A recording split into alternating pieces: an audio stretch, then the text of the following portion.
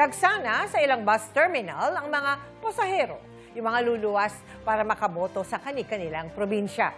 Sapat naman kaya ang mga bus? Nakatutok si Oscar Oida. Wala na raw maupuan. Kung kaya sa sahig na pumwesto ang pamilya ni Maribel, maipahinga lang ang anyay mga nangangawit ng mga paa. Target nila kasing makauwi ng Ginubatan, Albay para makaboto doon sa Lunes. Pero sa dami ng mga pasaherong dumagsa kanina sa Parañaque Integrated Terminal Exchange o PITX, pahirapan daw ang pagkuha ng tiket. Kahit matagal, kanina pa kaming umaga. Ngayon, hindi pa kami nakakuha ng ticket, nakapila pa rin. Ating araw na. Opo. Nang silipin namin ang bilihan ng tiket, abay, pang blockbuster nga ang pila. Pero para sa ilang nakausap namin, ang mahalaga daw, makauwi at makaboto. Napakahalagang ngunyan, ngayon na eleksyon na makapagboto, gaya ko, para maikuha natin yung mga dapat iluklok na tamang tao para sa ating gobyerno, lalo na ngayon. Panahon na siguro para mabago ang strategy ng mga politiko, lalo na yung mga ibang politiko na trapo.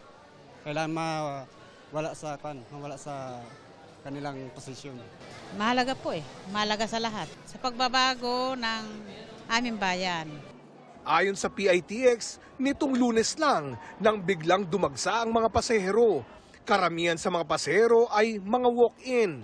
Ang resulta, halos wala nang maupuan ang mga nag-aabang ng masasakyan. Pagtitiyak ng PITX, may sapat na bus naman na masasakyan. Marami pa tayong naitalang extra tips, no. Nagdagdag tayo specifically Bicol region na naman, no. Usual natin na nagfo-fully book. And then syempre ngayon nakikita rin natin yung Laguna, Batangas, Quezon. Marami ring mga pumipila sa ticket booth 4. So iniintay natin if ever magkaroon man yan ng fully book status, magdadagdag naman tayo. Bukas inaasahan ang pinakadagsa ng mga pasahero na ayon sa PITX ay maaari umanong umabot ng 180 to 200,000. Kabaliktaran naman ang sitwasyon dito sa Araneta City Bus Station sa Cubao, Quezon City. Nakakaunti lamang ang mga pasahero. 6 na bus company lang daw kasi ang nagseserbisyo dito. Nabawasan pa ng isa matapos masuspindi ang Solid North.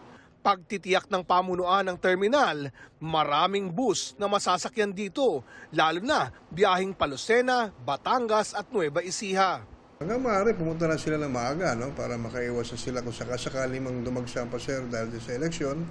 At maluwag naman tayo dito sa Araneta City Busport, komportable, kompleto naman tayo ng pasilidad. At ang ating mga bus naman na narito ngayon ay sufisyente naman. Samantala, mga nagsisipag-uwian din ng kani-kanilang probinsya ang inabutan namin sa Maynaiya Terminal 3. Karamihan sa mga nakausap namin, bibiyahe daw para bumoto. Sobrang importante po ito sa amin, especially to the youth, kasi po dito nakasalalay yung kapakanan, yung future ng mga kabataan.